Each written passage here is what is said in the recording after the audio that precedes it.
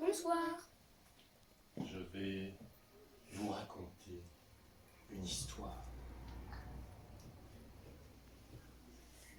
C'est l'histoire de Lily sans cœur de Boisfort. C'était il n'y a pas si longtemps que cela.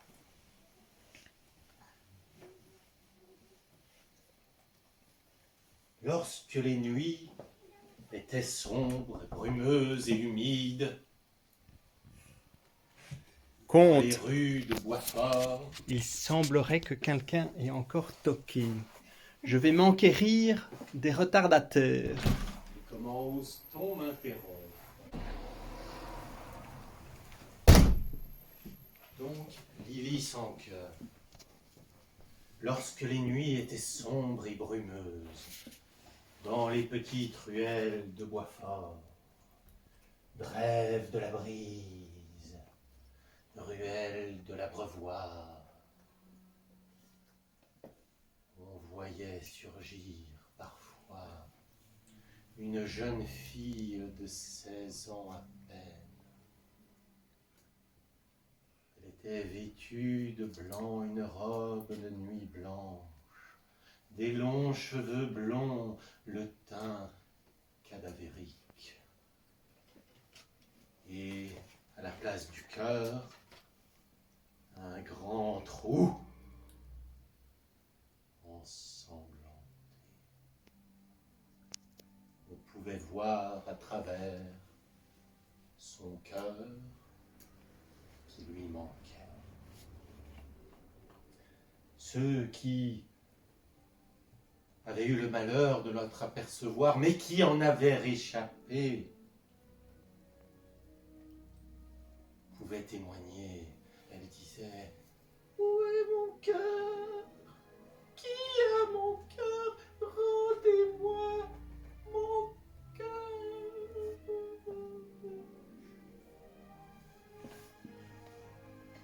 Et si par malheur quelqu'un croisait sa route égaré, alors elle lui sautait dessus et dit: rends-moi mon cœur, rends-moi mon cœur. Et elle lui arrachait de sa main puissante avec ses ongles le cœur. Ah, le cœur. Elle lui arrachait le cœur. Ah. Non, c'est vous. On retrouva comme cela un vieil ivrogne sans cœur qui remontait des cabarets de Wiener. Une autre nuit, c'était un jeune homme qui s'était attardé au skate-park à fumer des cigarettes qui font rire. Encore une autre fois, c'était une petite vieille dont le chien était malheureusement constipé et qui fut traîné par sa laisse jusqu'en haut de la drève du duc. Une nuit, dans une chaumière près des Trois Tilleuls, une chaumière à la façade grise et aux volets verts, une vieille dame, une vieille grand-mère était mourante auprès de son petit-fils. Il vivait à deux, il vivait de rien, il n'avait plus d'argent. Dans l'âtre, pas une bûche ne se consumait. Et les soupes étaient, ma foi, fort claires. Se rendant compte que sa grand-mère, la seule personne qui lui restait, était à l'agonie, l'enfant, le jeune homme, prit sur lui d'aller quérir le médecin. Il partit des Trois Tilleuls et, par cette nuit brumeuse, humide, il savait le risque qu'il encourait.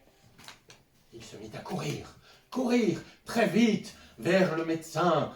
Il allait chercher le docteur Deleur. Il courut, mais à force du chemin, il s'essouffla et courut un peu moins vite. Et encore un peu moins vite. Arrivé dans le passage de la brise, celui qui est entouré d'arbres sombres, il ne savait plus courir, il ne faisait plus que marcher, essoufflé. Derrière lui, un bruit, il se retourne. Ce n'est rien. Il continue. Un vent glacial, un murmure. Il se retourne à nouveau, mais ce n'est rien encore. Il marche un peu plus vite, un peu plus vite. Un murmure, le vent glacial dans son dos, un buisson qui bruisse, il se retourne. Ça n'est rien. Et... Ah! Lily sans cœur était devant lui. Tu as mon cœur? Est-ce toi qui as mon cœur? Rends-moi mon cœur, dit-elle. Elle s'approche du garçon et le garçon dit: non, je sais! Je sais où est ton cœur! Il ne savait pas, mais c'était le seul moyen de se sauver. Je sais où est ton cœur! Lily lui dit: vas-tu me le trouver? Rapportes-tu? Me le rapportes-tu?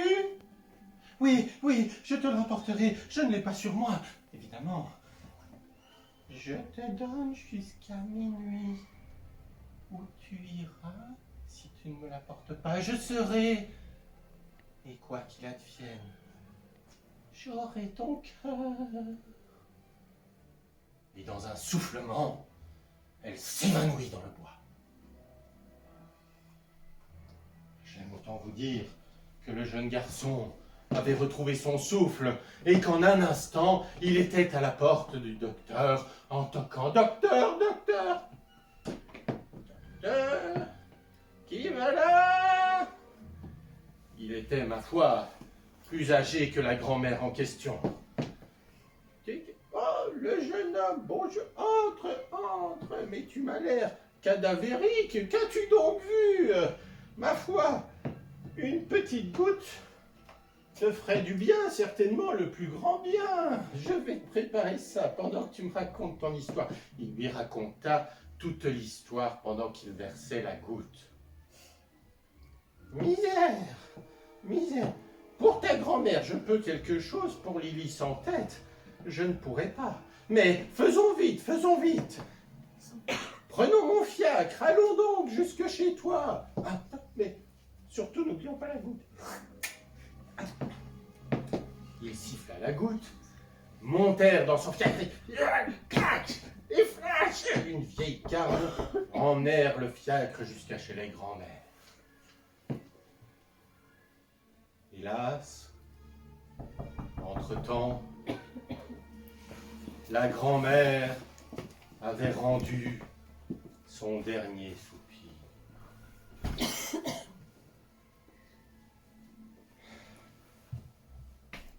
Le médecin lui ferma les yeux et lui dit: écoute, pour ta grand-mère, plus rien à faire, malheureusement, mais il est 11h15, il ne reste plus grand-chose. J'ai peut-être la solution. Allons voir la sorcière Wera. Elle pourra peut-être quelque chose. Il remonte dans le fiacre et point de cocher, point de cocher. Ah, ils se rendent au passage Hondenberg.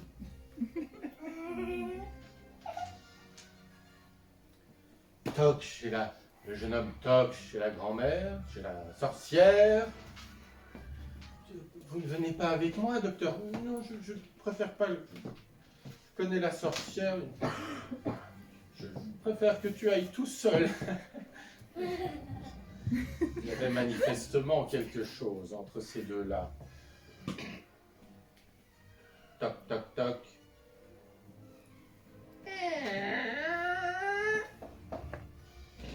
Qui Viens dans ma maison. Rentre, mon petit chéri. Comment t'appelles-tu? Je m'appelle Willy. Willy Coppens, madame. Entre, mon petit Willy, entre. Raconte-moi ton histoire. Il lui raconte l'histoire de sa grand-mère, de Lily sans cœur. Et la sorcière lui raconte pourquoi Lily sans cœur existe. Quand elle était jeune, elle était éperdument amoureuse du sieur Anne-Bosvoorde. Souvenez-vous, le sieur Anne-Bosvoorde est celui qui coupait les têtes au castel pourri. Mais avant cela, il avait été jeune lui aussi. Et lui et elle étaient follement amoureux, mais le comte, le sieur Anne-Bosvoorde, avait un côté obscur et sombre. Et une sorcière malfaisante lui avait promis que contre le cœur d'une jeune demoiselle, il aurait force et richesse sur le monde entier. Et c'est ainsi qu'il vendit sa dulcinée pour avoir la puissance. Et depuis, Lily sans cœur hante et erre dans les rues de Boisfort. C'était là le mystère de Lily sans cœur. La sorcière réfléchit et dit: mais il y a peut-être un moyen de t'en sortir. Quelle heure est-il? 11h35. Oh mon Dieu, mon Dieu. Ta grand-mère vient de mourir. J'ai là un élixir de jeunesse. Mon Dieu, peut-être quelques minutes suffisent. Allons voir, je le prends. Le docteur est toujours devant la porte? Oui. Prenons-le, prenons son fiacre. Et les voici, tous les trois, le docteur, la sorcière et Willy. Et Fouette Cocher. Ah, te voilà, toi vieille sorcière. Ah, te voilà, toi vieux docteur. Schlac, schlac, il retourne chez la grand-mère. Père son âme. La sorcière explique: si je verse un peu de son élixir dans sa bouche, je ne lui rendrai pas la vie, mais peut-être un corps plus jeune, et nous pourrons nous servir de son cœur.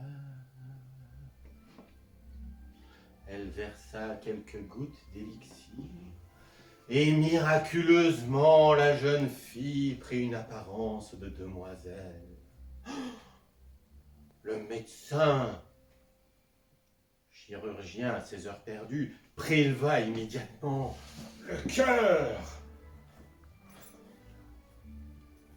de la grand-mère.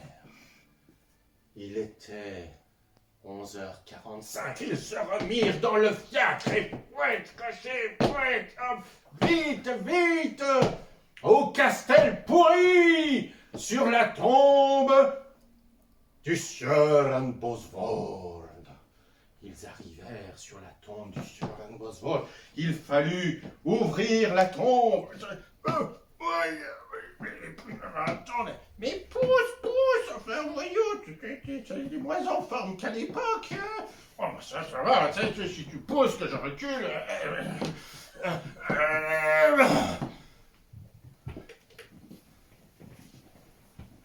Le sieur Anne-Bosvoorde était là. Il était minuit moins 5 dans le jardin du mal. Et Lily sans cœur apparut. As-tu mon cœur? As-tu trouvé mon cœur? Oui, Lily, je l'ai, le voici.